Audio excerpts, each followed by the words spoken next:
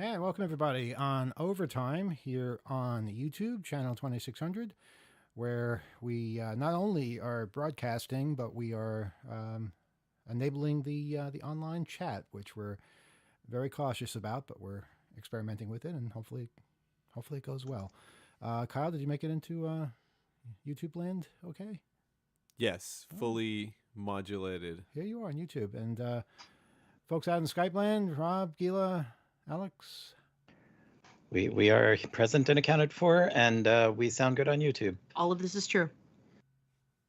I'm here. I'm going to probably depart in about 5 or 10 minutes because I got to go meet some colleagues up here. But Where, I where, wanted to stick around for. where are your colleagues, Alex? Right now, where are your colleagues? Where are they? They're in the No, same hotel. Where did they go to dinner? I couldn't care less where they Oh, are. We're where? talking Oh, about we are your oh, colleagues, and I know where oh! we You're are. saying that? And apparently, Yeah. we're not very high on your priority list.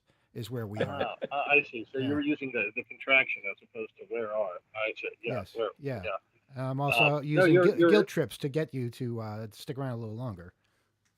Yeah. Well, you're a master at that. Let Thank me you. tell you. Thank you very much. I know you. It's like a sport to try to Mhm. keep me on the phone every week.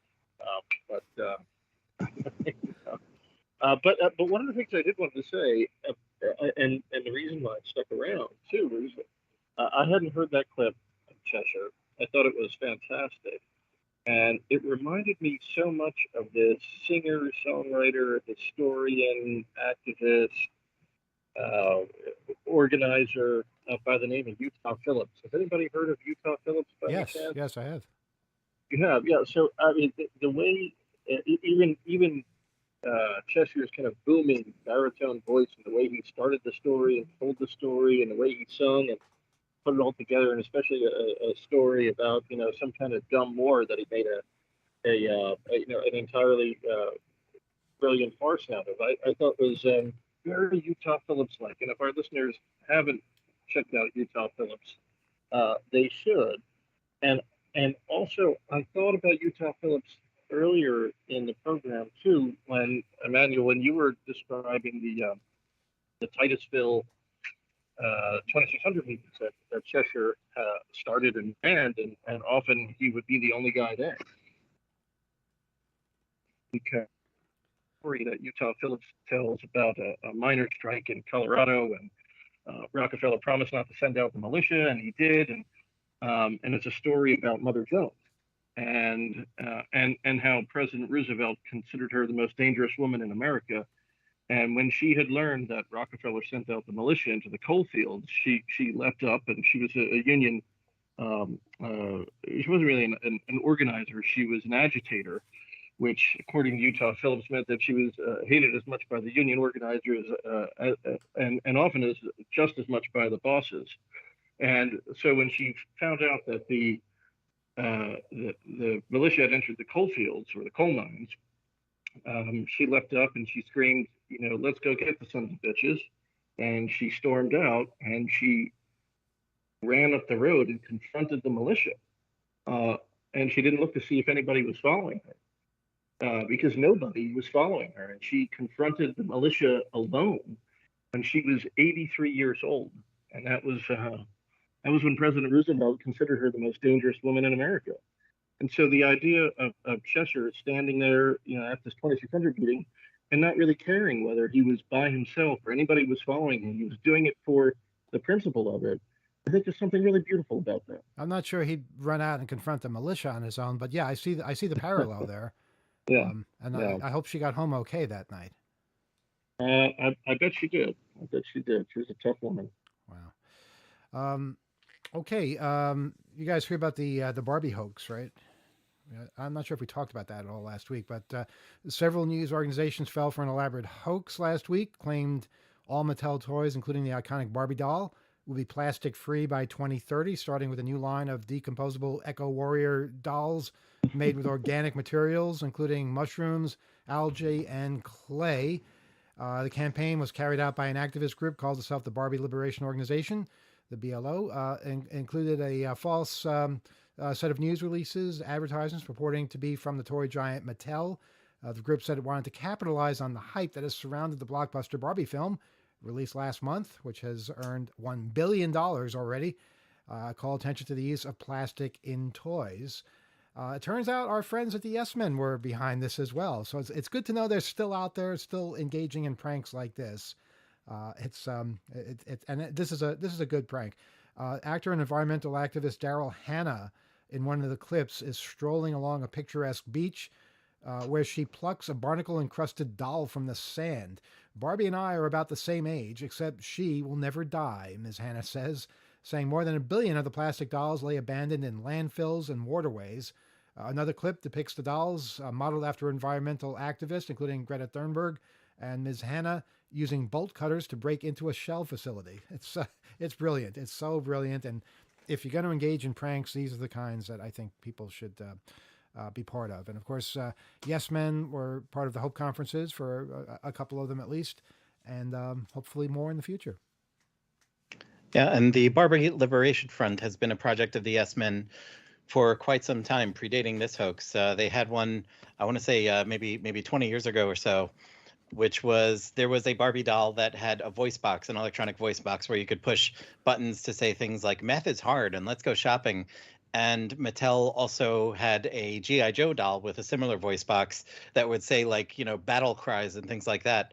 And the Barbie Liberation Front, I believe, was switching the voice boxes and putting the toys back on the shelf, which I imagine was great fun for all concerned.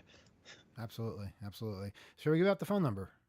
Yes. Let's do it. 802-321-4225, 802-321-HACK, and see who is out there.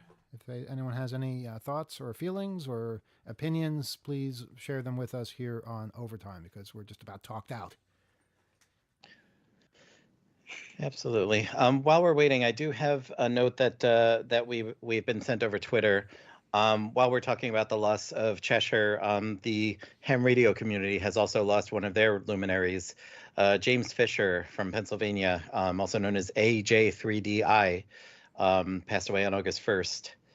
And there's some memorializing and more information on angelonefuneralhome.com, where he has an obituary. So if you were a ham user and you knew AJ3DI, yes, we feel your loss as well. Okay, well, this has gotten so depressing lately. I really don't know. It's we need some positivity to look forward to and to share amongst ourselves, because It's getting hard. it is. It It's really getting is. hard to stay in that frame of mind for a lot of people. I find it very difficult, and so many people, you find it just, there's not enough time, or there's not another chance, of course, after hearing news like this. And people, of course, deal with it in different ways, and it's different in different circumstances. You know, there's people that are prepared and more or less, and there's sudden things like this. People that we've checked in with and looked out for a very long time. It's just, it hasn't felt good at all. It's stopped being fun in a lot of new ways, and that, I think, can be really, really difficult for all people involved in the community. So check in on people, and please share with us some good things that are going on, and inject a little spirit of fun into the things, the security. I hope the events that are going on. Mm-hmm. There's more fun in how we talk about these very dry, serious things about corporate largesse or security and all of this kind of technical stuff. We can't lose sight of having some fun. And we also can't let this take over our lives and make us constantly depressed and dreading the future, because nothing has changed. This is how life has always been. This is how society has always been. What we can change amongst ourselves is our perspective, how we deal with things. Look, this is why people embrace organized religion, because it gives them a pathway that they, right or wrong, believe in, and it's a comfort. It's a comfort knowing that when this is over, there's something else.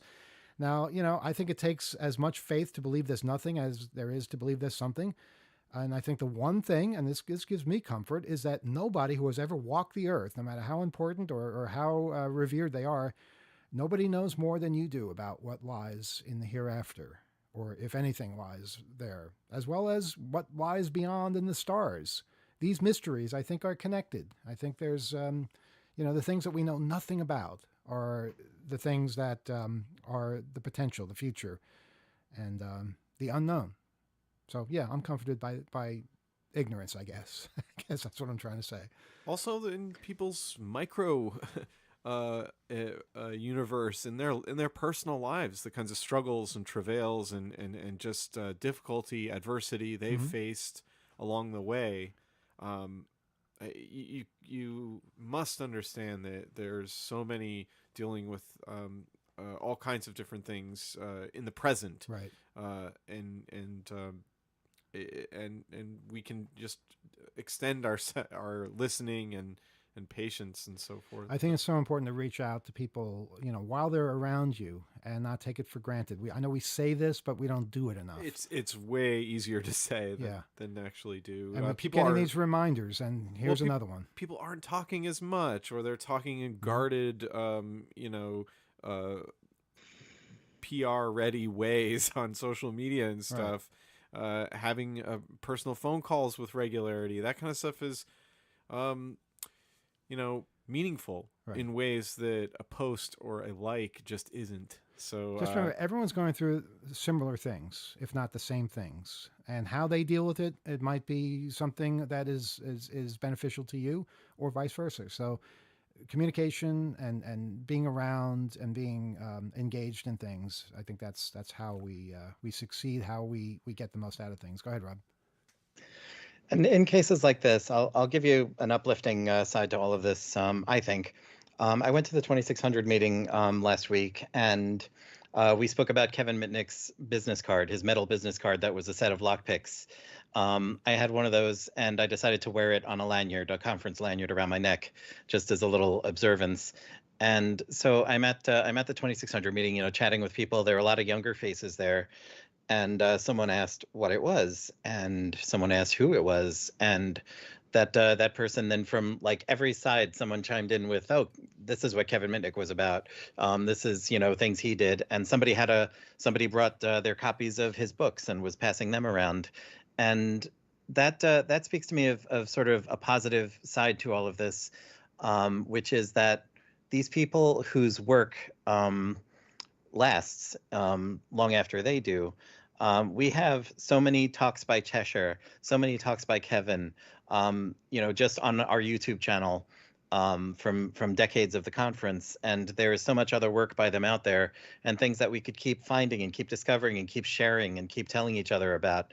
And that's how any of us can hope to go on in this world after our time here is finished, is if people are still talking about us, if people are still celebrating what we had to contribute while we were here. And I think for a very long time, we're going to be celebrating Cheshire. We're going to be celebrating Kevin. We're going to be celebrating all the people in our lives, public figures and people just from our own lives who we miss. And we're going to be able to keep talking about them. And sharing those stories is key, I think, to just keeping their contributions going. Yes, Alex. On that very point, Rob, I arrived here in Vegas today, and a bunch of my colleagues are here, and our practice group leader has got a long history in the hacker community as well, and it was really funny. He set up a group chat for all of the lawyers, and a lot of the younger lawyers, this may be their first DEF CON. Or first hacker conference that they're going to, that are part of our practice group, and he made the icon for the chat a picture of Kevin Mitnick, and I just thought that was super cool. And he had said that whoever figures out who this person is, aside from Alex, of course, gets free drinks tonight, and people figured it out right away. But it was I just thought it was a really cool tribute to Kevin, and shows that we're all still thinking of him, and and he's here with us as Cheshire is, I think, in many ways. And I do think you're right, Emmanuel, that this was probably Cheshire listening in and screwing up the feed in some way, so that only a low bandwidth Lynx browser or Gopher server could access could access our stream during that particular period of time during his memorial. But yeah, but they're all still with us in many ways, in spirit, and I think we carry them with us in everything that we do because they were such meaningful parts of our lives. And with that, I am going to go meet my colleagues and have dinner. So it was a real pleasure to see and chat with all of you. And I hope we get some interesting calls. And I'll see you all next week, right? We're on next week, aren't we? Yeah. Why don't you show up next week, Alex? Yeah, okay. be there bright and early. All right. We'll see you then. Okay. All right. Good night. All right, everybody. Bye. Good night. All right. Now he's gone. Of course, we're not on next week. Nobody else show up, please. Let's let him do that himself. He has to pay attention. That's just how he learns. All right. Always learning that, Alex. He's Is he? really, Is he though? I mean, he has. Okay, look. Let's talk about his microphone because this has to be addressed. passionate about knowledge. I am so sick of turning on CNN or whatever and hearing people being interviewed and they're talking on these crappy microphones. They're cutting out. They sound awful. What happened to telephones? Landlines where people sounded good and the connection didn't die and you could hear what they were saying and you could talk at the same time and they'd hear you. It's not like that technology doesn't exist. Why aren't we using it? People don't have it readily. It hasn't been. I mean, it's wireless. Just basically has been kicking butt, and people are using something that can very easily be interfered with and drop out. Okay, Kyle, it kicks butt on some things, on apps, it's getting and all the features and yeah. pictures and things like that. It's wonderful. But it doesn't kick butt on audio quality for a phone call. I'm sorry, it just doesn't. I mean, I'd love for it to do that, but they haven't prioritized that. And that's why, people are using technology that is not quite ready for prime time to do things in prime time. Well, they've cut the cords, right? But they haven't, taken another look, come back around to their landline that they cut, right? And infused or maybe taken advantage of some feature with maybe their broadband or some service over the top of their broadband. There were entrants. This Vonage was one of the early ones. That, I remember them. Remember all the IP phone companies? Mm-hmm. And of course you can do it yourself, but it takes technical acumen and negotiating, navigating all the nuances of doing that.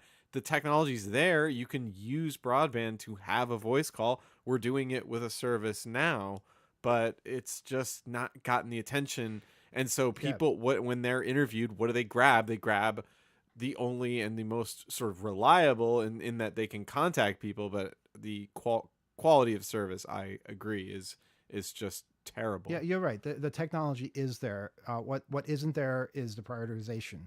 They are not prioritizing having a good audio sound, and we're not complaining enough about it. Every time you see somebody interviewed on a news program that sounds like crap, you should complain about that and ridicule them and say, not the people being interviewed, but the network that accepts this, and say, next time use a damn landline. And don't tell me they're not around. They are. In fact, 802-321-4225. How about you call us from a landline? If you have a landline, call us now, 802-321-4225, and we'll see how good you sound. Unless you have one of those like crackly connections because the wire's loose. If it's a call from a caller who's being interviewed from an office or something, they have the infrastructure because the company or it's a campus system. They have invested because they are concerned and make it a priority for people to communicate.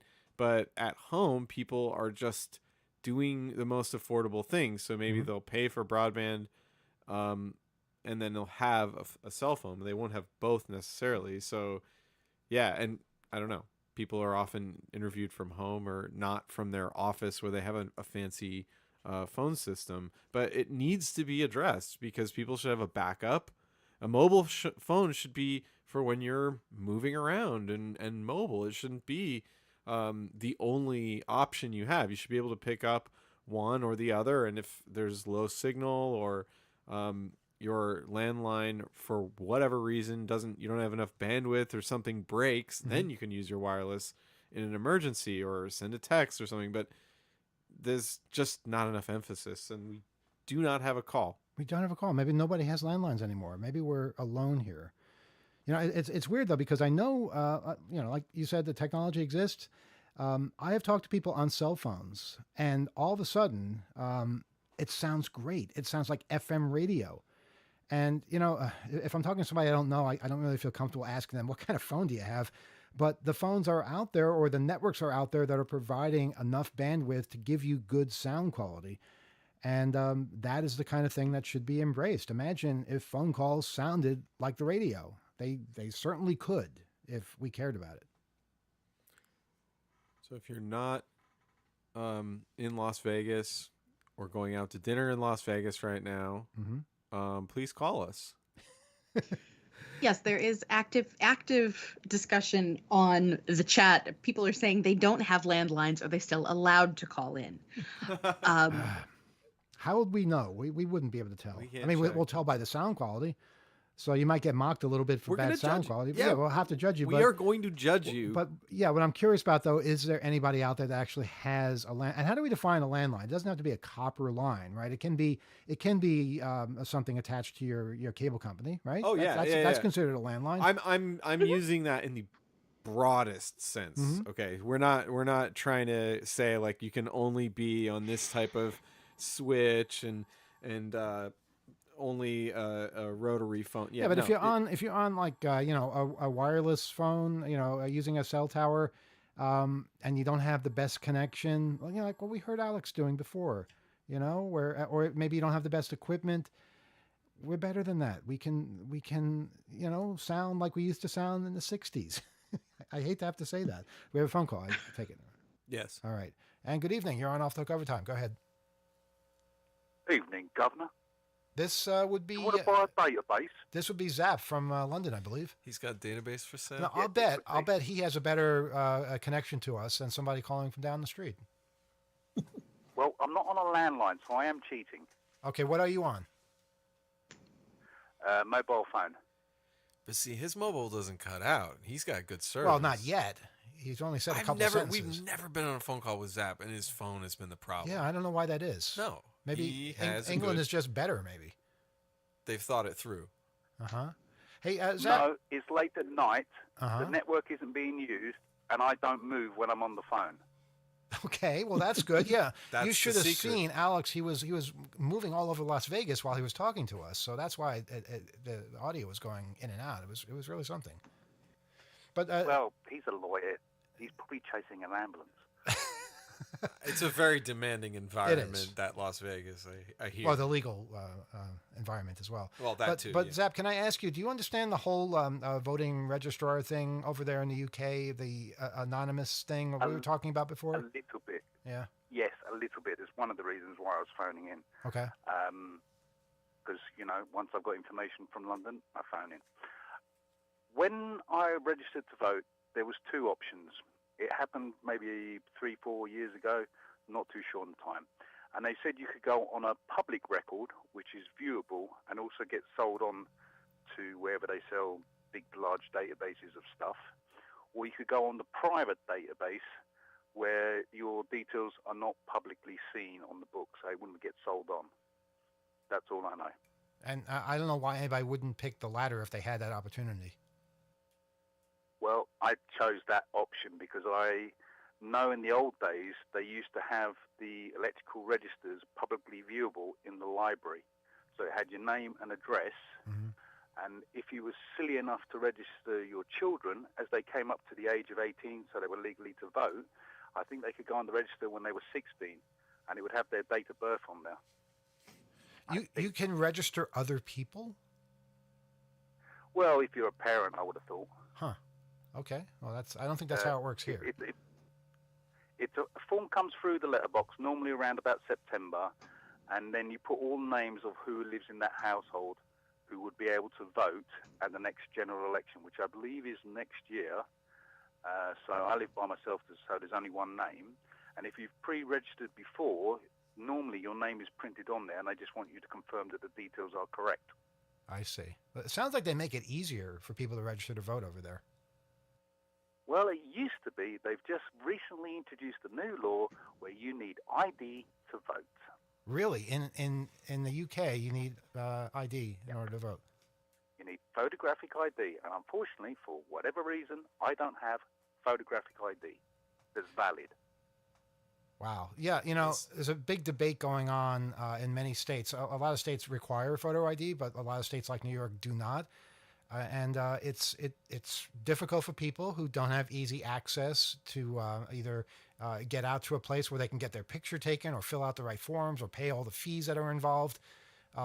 Is there anything you can say about the challenges that this presents to people?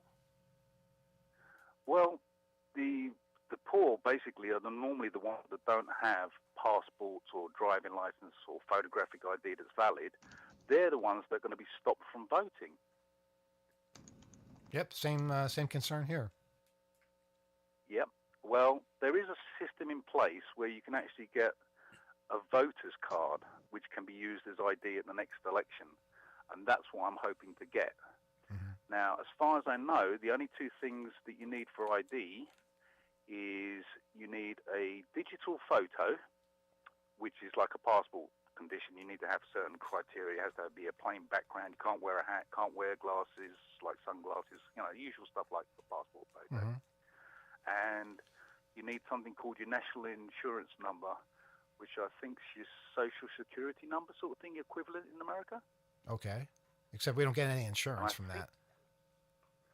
Yeah, well, this is meant to be sort of paying for our medical. Oh, yeah, you don't know about that, do you? No. But yeah, it pays for our medical stuff and when you're on welfare, unemployment, stuff like that. Uh-huh. And it's called national insurance.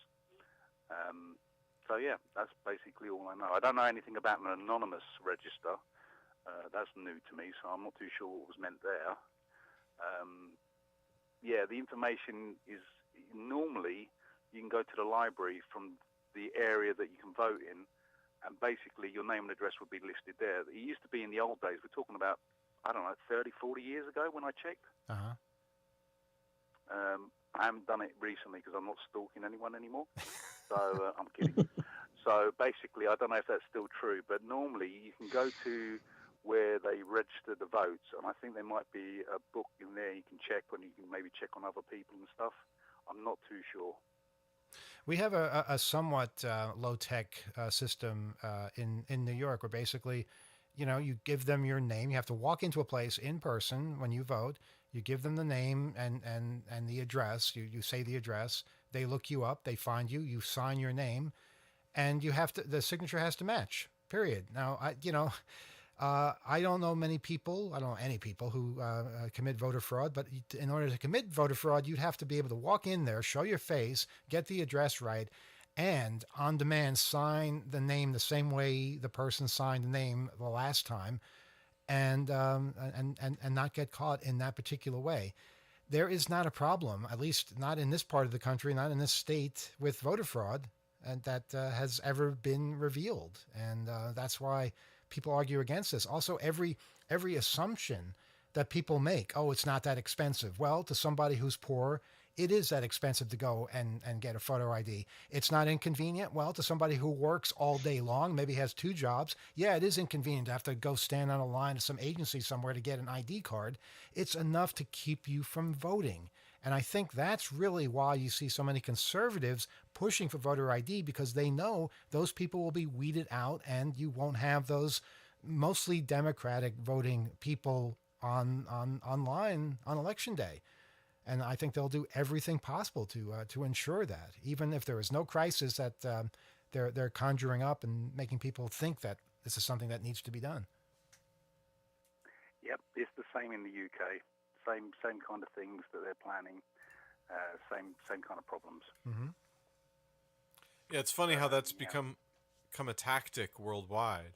It's sort of exported. It's very familiar what you described earlier. So funny play there.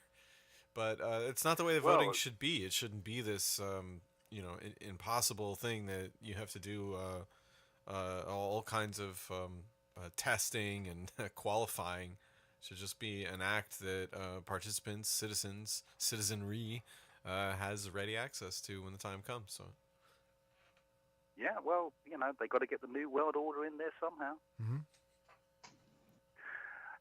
Is it possible to talk a bit about Cheshire? Please. There's one thing I'd like to know.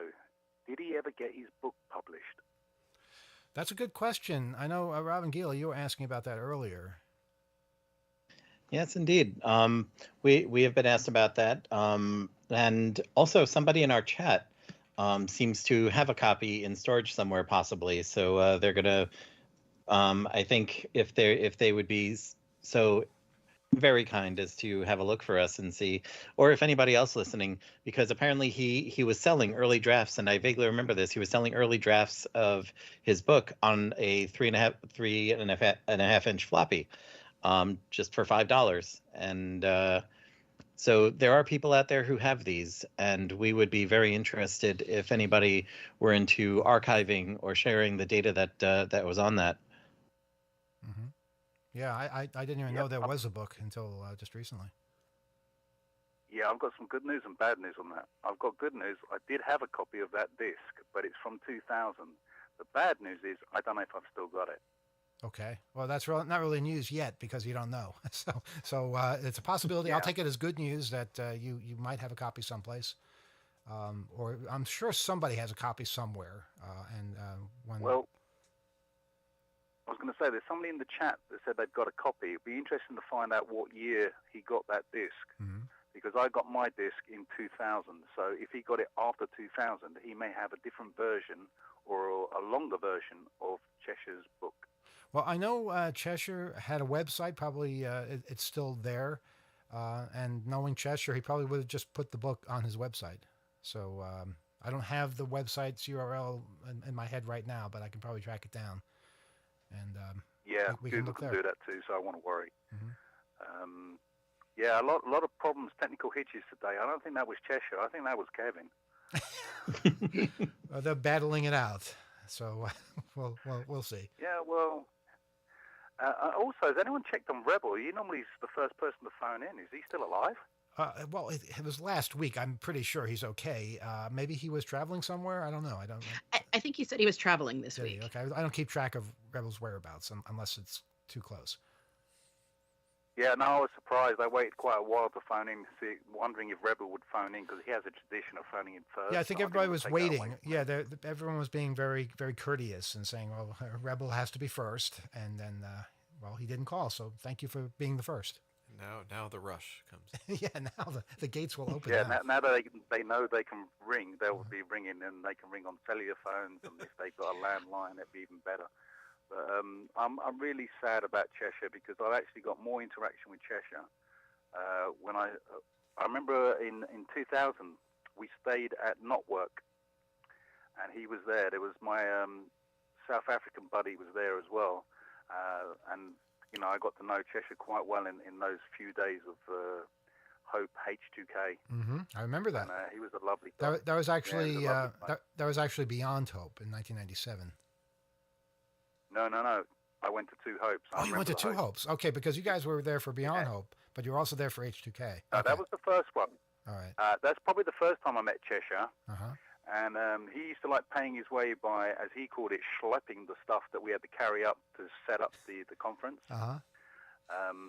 And in fact, he's actually. I was watching a documentary on YouTube called New York City Hackers, and he's got a little section in that, because I know he was in that because he was from 2000 when I was around again. Right. I think that was made by a friend of ours in Norway. I think he made that film, New York City Hackers. Someone from Europe did it. If Yeah, you're very Stig. keen Stig from on it, Norway. you'll Yeah, actually see Stig. me for 2 seconds or something Uh-huh. in it. But yeah, I remember I had a lot of memories, and then seeing him in 2000 again. It was when I really got to know him, sort of thing, and we got chatting. And like I said, I bought the disc. Somebody on the chat said he got given the disc, and I'm like, hey, I got ripped off. But that's Cheshire. He used to like pay his way to go to these conferences by doing things and selling things. But he was a nice guy, and it saddens me that he's passed. I don't know what God's doing upstairs at the moment, but he's building one hell of a hacker team at the moment. That's true. That's very true. All right. All right, that's all I've got to say. I'll get off the line so somebody else can phone in. Great I'll hearing carry from on you, listening. and hopefully we'll hear from you again in 2 weeks when we're back on the air. Well, I hope nobody dies in 2 weeks, because, you know, if I know them, I'm going to phone in again. Like I said, please it's look this is the after way it's always been. It's just going to continue in unpredictable ways. All right. All right. Be well. I'll see you later, ladies and gentlemen. Okay, bye. Good night. Thanks for checking in. Thanks. Before we go to our next caller, or while we're waiting for our next caller, did have a clarification question. Emmanuel, we have somebody asking, didn't you call the show one time from a satellite phone when you were traveling? Yeah, I wasn't aware I was on trial here, but yeah, I used a satellite phone. Why? What of it? In the discussion about mobile phones, landlines, copper wires. Okay, let me explain somebody asked something. Let if me you had explain. I called was over a on. satellite phone. I was either on the Trans-Siberian Express or a freighter in the middle of the Pacific Ocean. Those are times when you don't have a landline. I get that, and a satellite phone was a good alternative for that particular situation. But if I'm in an apartment or an office, you know, landlines are fairly common in those kinds of environments, or they're easy to get. You know, I wouldn't want to sound like I'm on the moon if I'm actually just down the block. So I just wish we wouldn't accept that as you know, the norm these days. We have a phone call. I hope that answers the question.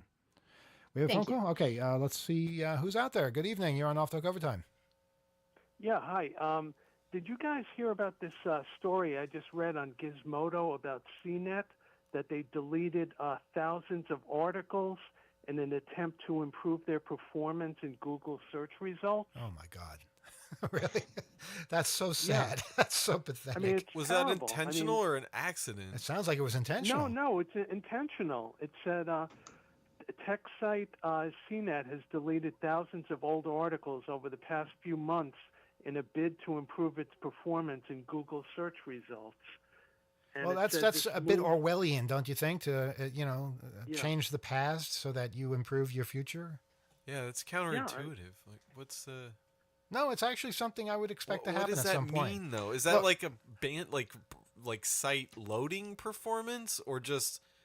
Or, I mean, that's says, search It quotes optimization. someone, their director of marketing and communications, removing content from our site is not a decision we take lightly. Our teams analyze many data points to determine whether there are pages on CNET that are not currently serving a meaningful audience. This is an industry-wide best practice for large sites like ours that are primarily driven by SEO traffic. That's disgusting. In an I'm idea. sorry. That's Yeah. First of all, I want to know examples of the pages they deleted and who this.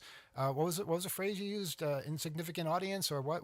Why they refer to people? It said Meaningful it audience. said it said they're looking to see whether there are pages on CNET that are not currently serving a meaningful audience. Yeah, I'd like to know and what it what said- they consider to be not a meaningful audience. You know, is it numbers? Is it the type of people?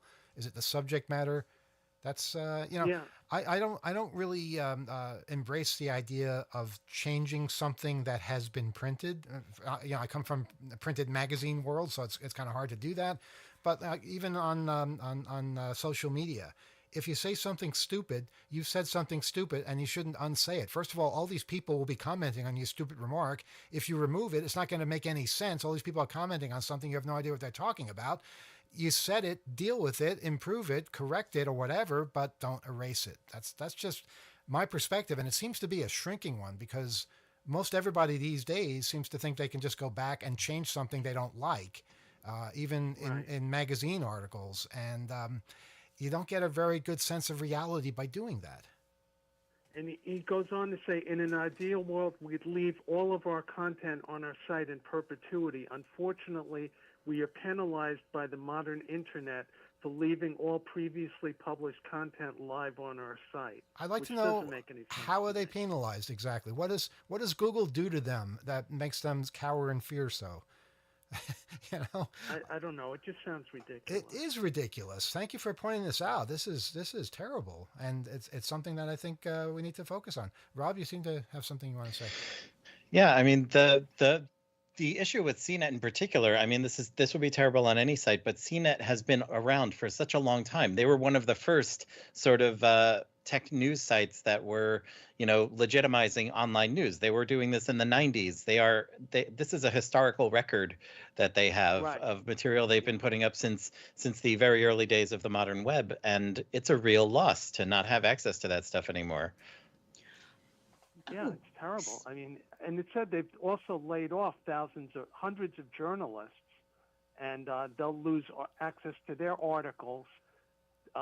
If they're looking for other work, they don't have access to their articles anymore Wow. because they've been deleted. It's not a good it's week for terrible. CNET. Are they going to kick some puppies too while they're at it? They're just not doing good things. This is the preface of really bad stuff usually, like the end of places like that, Why- because this sounds like a wholesale cost cutting thing. Like they don't want to host Yeah. it, and they're blaming the search engine because nobody wants to find out about operating systems from 1998 or whatever articles there are. I mean, why wouldn't they have something built into the life cycle of their articles for older stuff? Yeah, why don't you call it DNet or something if you don't want to hold it, host it on CNET?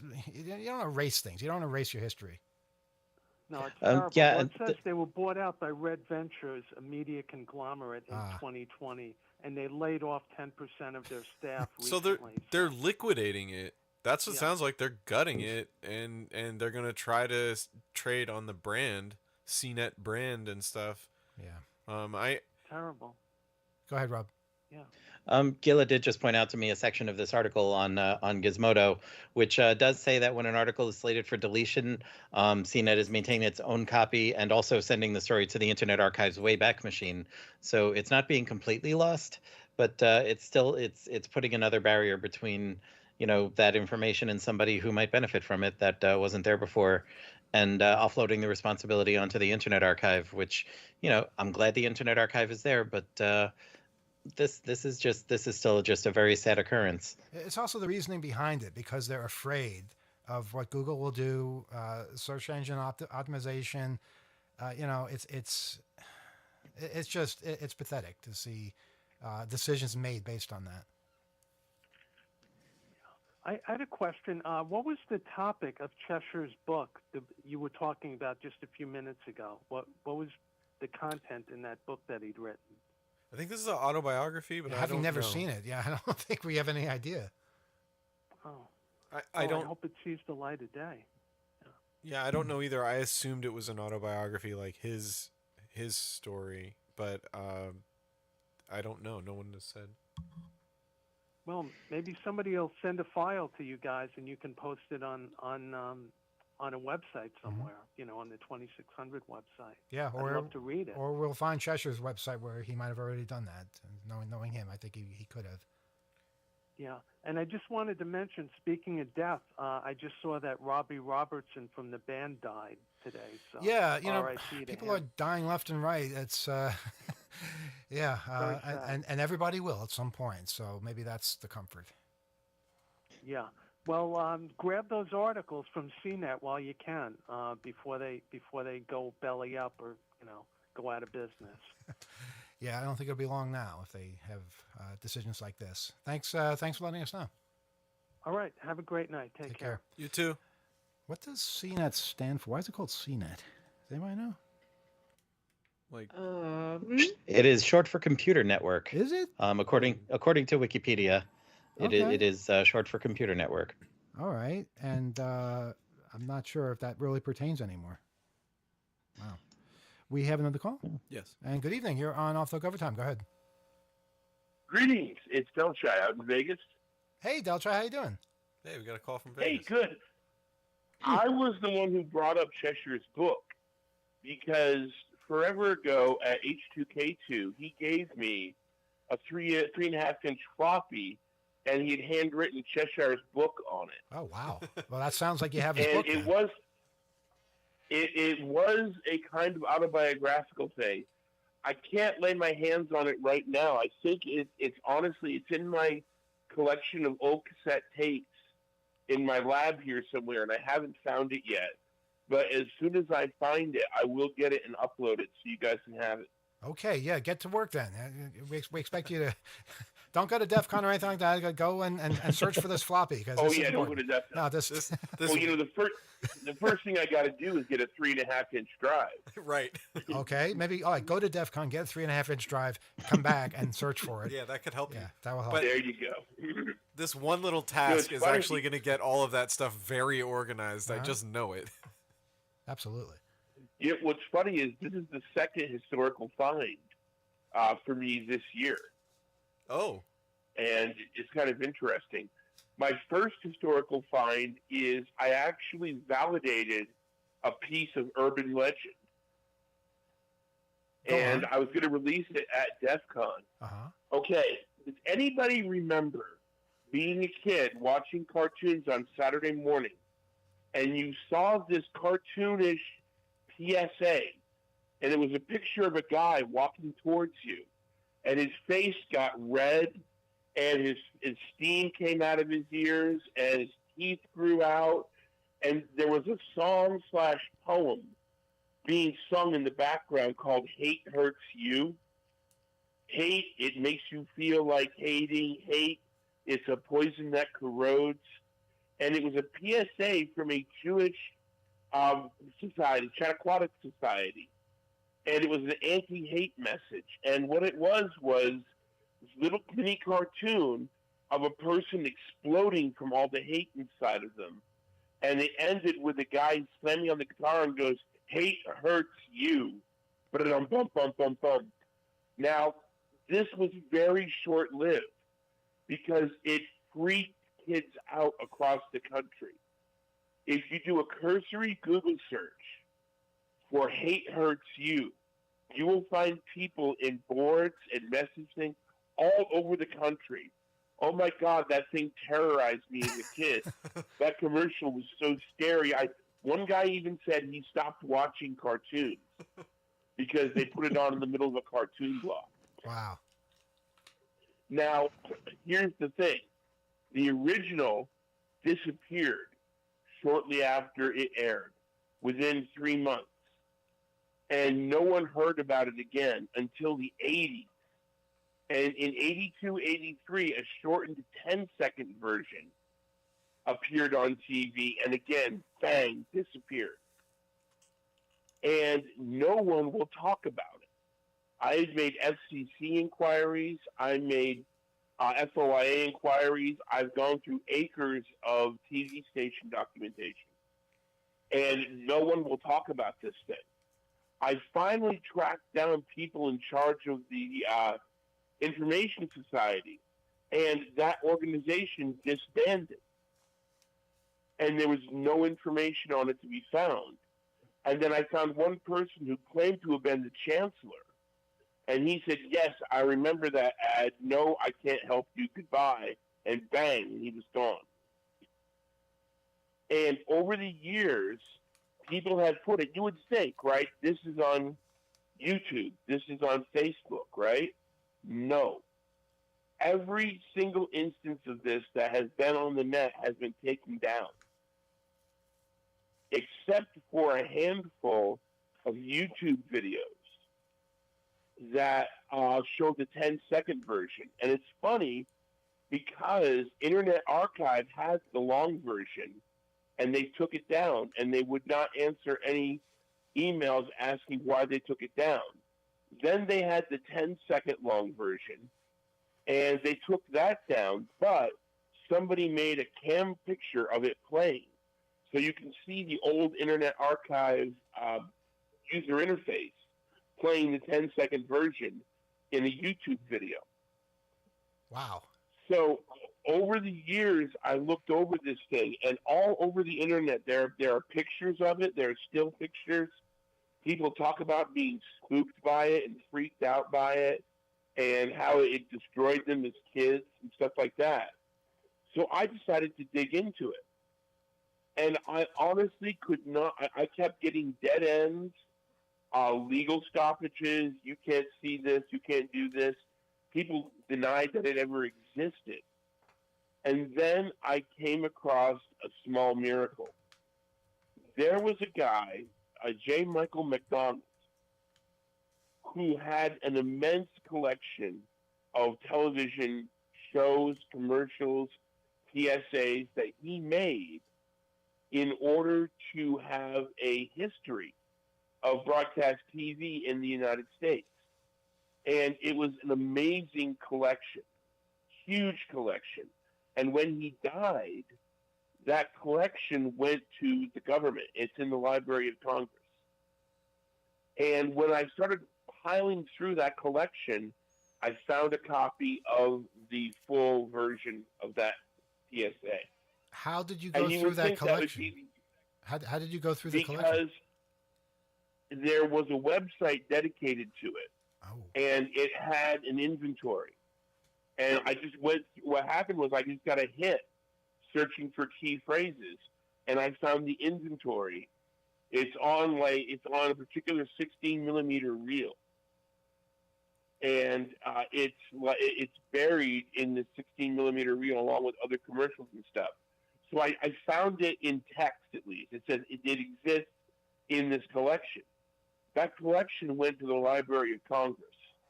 The Library of Congress has put it next to the Ark of the Covenant in like one of their underground bunkers where things they'll get to eventually. And I spent the last 2 years going back and forth with them trying to get a copy of this. First they said it didn't exist. Then they said they found it and they had to send for it. It took 3 weeks to get it out of the archives. And then one of their people said, yes, we found it, we verified it, we watched it, you can't have it. And I'm like, okay, what the hell is so about this that you can't have it? And after going back and forth, it turns out that there's actually a copyright issue with PSAs. Not that the PSA itself is copyrighted, but its contents, music, video, so on, can be copyrighted. So you have to go through this incredible process of requesting and finding the original copyright holder and getting permission for them to make a copy for you. That sounds like the ad And agency otherwise- or something, the production company that actually made it that retains. Right. Okay. But nobody will admit that it exists. So I spent another 6 to 8 months, and finally, I discovered a loophole. First of all, you can argue the fair use doctrine because it's a PSA. And that isn't always successful, but you can. Second, you can say, and I am doing scholarly research on it because I am doing a big write-up on this thing. uh-huh. And so, but then they said something really interesting. They said, if you want to, we can get the reel for you and you can come in and watch it in a viewing room. Oh, definitely do. What, go to the Library of Congress and watch something on a reel? Definitely. Yes. And the thing is, I'm on the wrong side of the country, and, you know, all of my fans and foes alike know I'm Super Captain Disabled now, so I can't really travel. So I hit another dead end, and then they said, oh, yeah, by the way, you can watch it, but you can't do anything with it. So I stumbled across a group of people, and this is really bizarre. I didn't know they existed. There's a list of people that are professional researchers who will go to the Library of Congress for you and do your research for X dollars an hour. So I hired 3 different ones, and one of them finally got through and found it. And they were able to go there and they were able to watch it. And they said, yes, this is it. This is the full 30-second version. And it has different sound, different audio from the 10-second version. This is what you've been looking for. And I said, great, now get me a copy of it. Well, they refused. And then I pulled out the magic wand, which I very rarely do. And I said, look, I'm a disabled individual, and I can't go there. So I think it's a reasonable accommodation to make a video of this and send it to me because of my handicap. Hmm. And they agreed to that. Interesting. So they allowed my researcher to go in with a cell phone camera and make a copy of the full 30-second version, which I now have. Wow. Okay. When can we see it? I can put it up on Dropbox, and I'll email you the link. Okay. What's going to happen to us if we see this? Are we going to go crazy or what? You may actually go. It may be one of those Videodrome kind of things, you know. You may end up saying, death to Videodrome, long live the new flesh. That's it's kind of scary, but hate hurts It you. is. Hate hurts you is a very controversial thing to say. I mean, these days, hate is a platform that people run upon. So I don't know. That's why I started looking into it. Uh-huh. That is the exact reason, because hate is the platform of choice right now. Everybody is utilizing hate in order to get people to gather under a flag of hate and vote a certain way. People are being exploited by this in the most fundamentally rudimentary way we haven't seen since anti-vaccine stuff. Mm-hmm. I've got a guy. I got this local guy who's a complete whack job, who is literally going around telling people that the COVID vaccine is the mark of the beast from the Bible. Yes, it was prophesied. And that getting the injection of COVID into you puts the 666 on your forehead, because these are the end times. Or it can be, that's how we're going to be judged. Yeah, the 666. It can be anywhere on your body, by the way. Mine's on my foot. Oh yeah, but traditionally it's supposed to be on the forehead. I think it's supposed to be. My life is not guided. My life is not guided by other people's mania. We have got to. No, what kind of heresy is that? If it's not guided by someone else's mania, what is it going to be guided by? For God's sake. What? I realized what I said when I said it. Listen to the people. Never mind. The people who did their own research. Listen to them, and shut up about your research.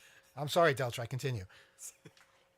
What I was saying was that, I'm not saying that it's a thing, but if you read the King James version of the Bible, that particular fingerprinted version, that they say it's on your forehead. Okay. Now, people would put it all over them. So I've seen people with it on their ass cheeks. I mean, it's not. You've seen people with it. Okay, I don't want to get into that, but the kid on the old man, it was under his hair. City, so. Emmanuel, you know this. Yeah, no, I do. I used to live in New York City. I'm not going to pursue that. There are things I've seen that most people should never see. Which is why you're where you are now, all the way out in Nevada. Yeah, it makes sense. Yeah, that's another story. But it's bizarre that they're getting away with this. That people are so inundated by hate and quote unquote educated. By the way, educated for ignorance. A fun Nevada fact that I'll bet people don't know is that Reno is further to the west than Los Angeles. I saw that in a bar. It's true. Look it up. Yeah, I know it is. I've been to Reno. Well, yeah, but being in Reno doesn't mean you know that it's further west than Los Angeles. I'm still not entirely sure how that works. I've driven to Reno and I've driven to Los Angeles, and I know how to read the odometer on my car. Okay, well, actually, we just look at a map, I suppose. That's probably the easiest way. All right, well, Deltri, so congratulations on getting this. Now, it makes me wonder how many other things are being, kept from people, like this 30-second PSA. This has been a very, very weirdly kept thing since the 70s. Well, I'd like to know who made it. I mean, are there names behind it? Maybe we can find them. The Jewish, I can't pronounce it correctly. It's the Jewish Chautauqua Society. They no longer exist. They changed their name and rebranded themselves. We'll find them. We'll track them down. It's an organization of people of the Jewish faith doing educational outreach. All of their other PSAs are just about celebrating the Jewish faith. Here's a video of us having dinner together. Here's our heritage, and just educating people. And none of them were animated. This was the only one that was animated. And are the other ones easy to get access to? Very easy. Okay. A cursory YouTube search will find tons of the other ones. Interesting. but not the Hate Hurts You one. Well, I'd like to know who is behind the attempted burial of this particular message, because that's too. telling. Yeah. If I'm to believe the person I spoke to on Facebook, who said they were the chancellor of the organization during that time, he basically just he just said, yeah, I know what you're talking about. It's gone. Forget about it. And that's it. And don't ask any more questions. Well, don't ask any more questions. It seems like logical that they would be the entity suppressing it if they had aired it in multiple markets or a very large market, got feedback from the stations that said, hey, look, people are outside with pitchforks. They're upset about their Saturday cartoons being interrupted by this. It's not landing. And then they yank it and then maybe want it not to be a part of what they're known for, which is, as you said, the more polished cultural outreach stuff going forward after that incident. Yeah, but the hate hurts you. That I would want to be known for that they message. should revisit it. It's a worthy message, right? Yeah, I mean, it really is. So what if it traumatized a bunch of kids in the 70s? You know, they should have known better. Here's the thing about the people with pitchforks. Oh, yeah, I'm making that up. No, you're not wrong. But television stations are required to hold on to those complaints. Oh. Unfortunately, they're only required to hold on to them for X many years. Right. I think it's like 7 years. And then they don't keep the records anymore. So any records of that are gone. I found that out. I went to several TV stations. I used to work in broadcast TV. Okay. So I know the lingo and I know who to talk to. Plus, I filed a FOIA request with the FCC. And the FCC came back and said that they had nothing on record about complaints about it. But again, just go onto Google and search for it. You'll find all kinds of like lost archives or lost television or hey, do you remember when you were a kid? Sure. And people are talking about this thing like some people they claim it still haunts them, and then they're in their 50s now. Okay. Well, I'm not disputing that it could yet be mysterious, but no, I'm just saying, I just wanted to expand on that. You're not wrong. Yeah. If there were any complaints, they were long since gone because no one the was retention period is past. Right. They weren't looking back at their own stuff. They were moving on, and there wasn't as much intrigue. People were just dealing with the impact of the broadcast. Here's a thought, though. Do you think it's possible that this PSA might have been played in other countries? That is something I never explored. Okay, because maybe it's available in other places. Maybe somebody listening has seen it too and isn't in the United States. But Deltar, let me ask you this: would you be daring enough to play the audio that we could have on our YouTube channel and see what YouTube does? We could try it. I mean, I'd have to make an audio file and ship it to you. But yeah. Okay, well, you know what? Maybe we'll do this in a future show, and we're conspiring. It's not likely that their automated stuff will pick it up because it's so old. But it's possible that somebody might freak out and get them to punish us severely. And of course, right now we're conspiring, so I guess that's another offense. We'll see what YouTube does. The thing is that legally speaking, okay, I don't see any problem because for a number of reasons. Number one, this is scholarly research. We are researching for an informational article about an event that happened in the 1970s that is pertinent to social structure today about the use of hate to control people. Number one. Number two, it's a PSA, public service announcement. Those things are technically in the public domain. Now, again, as they told me, the music and this and that and other may not be, but the PSA itself is in the public domain. Three, because it was broadcast on open television air long before the days of cable, this thing is out there. It was openly put out there. We should have a fair use case. It's being transmitted into outer space, in fact. That's how out there it is. Right. And four, constructive debate and education.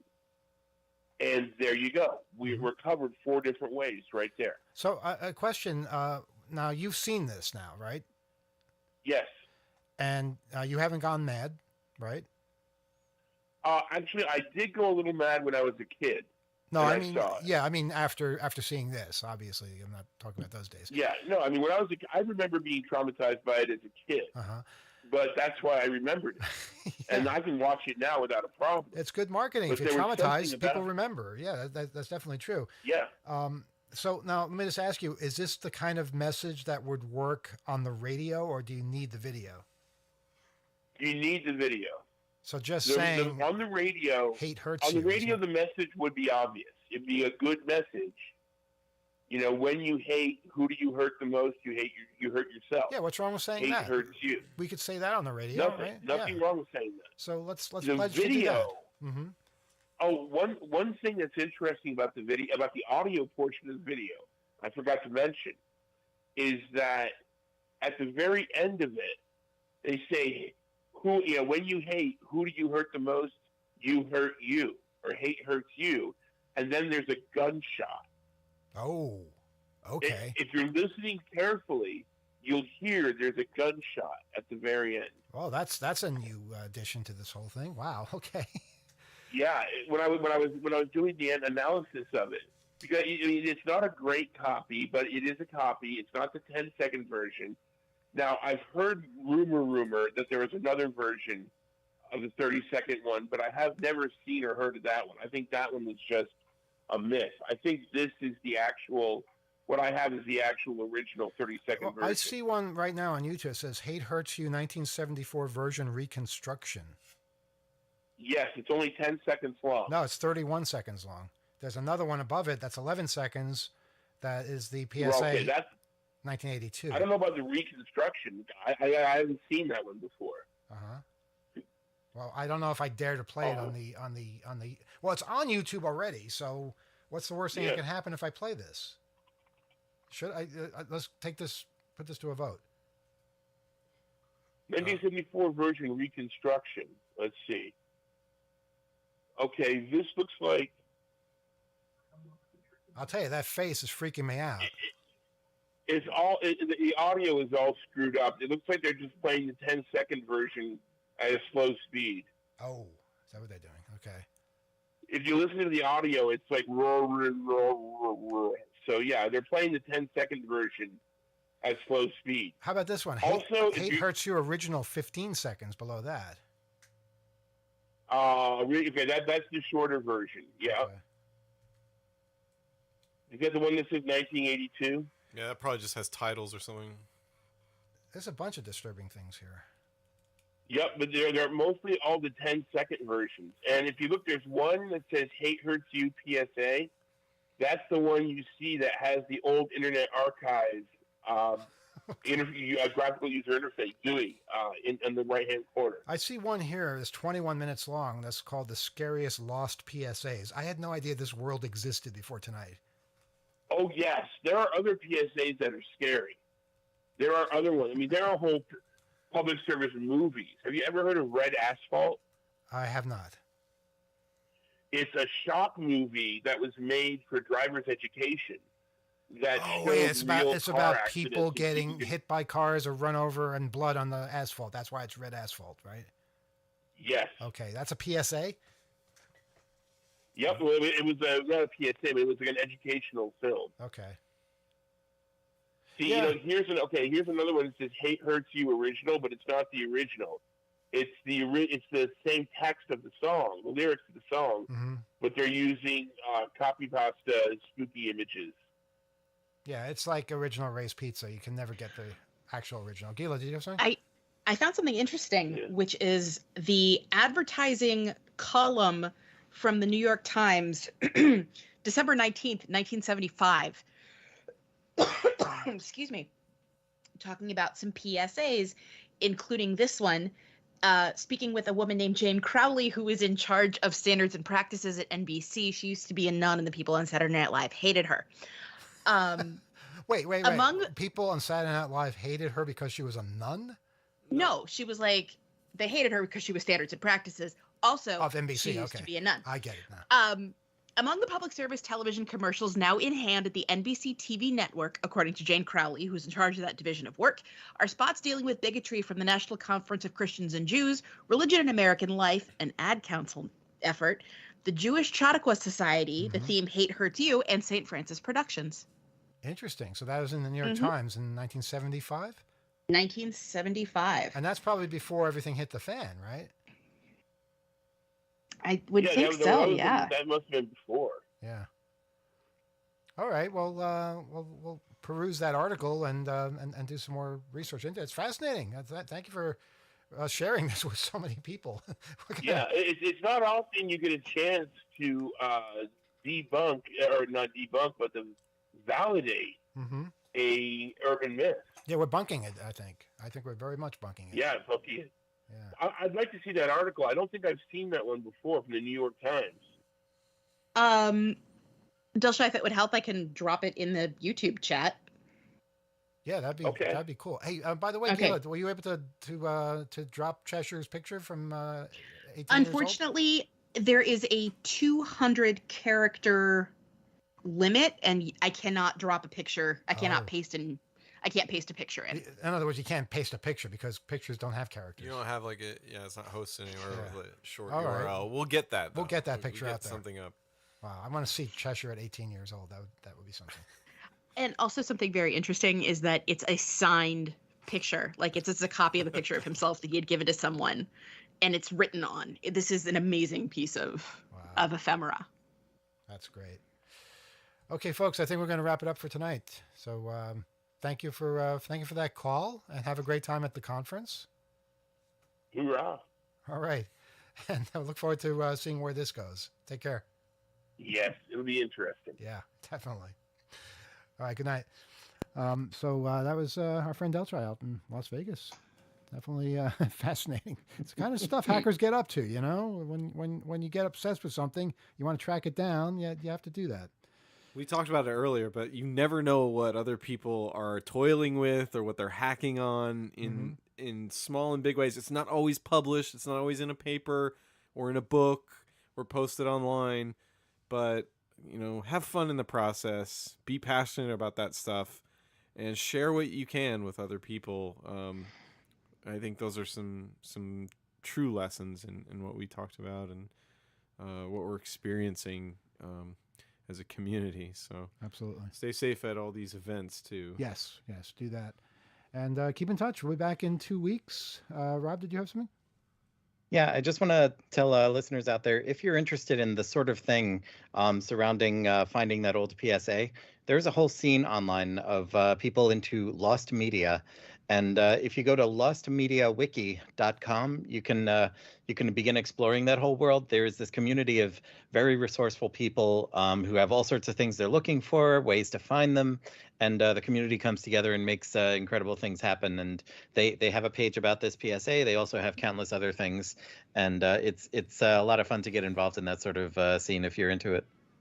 Sounds like the topic of a Hope Talk in the future, Definitely. perhaps. Definitely. Write to us, oth@2600.com. We're going to sign off for tonight. We will see you in 2 weeks. Good night, everyone.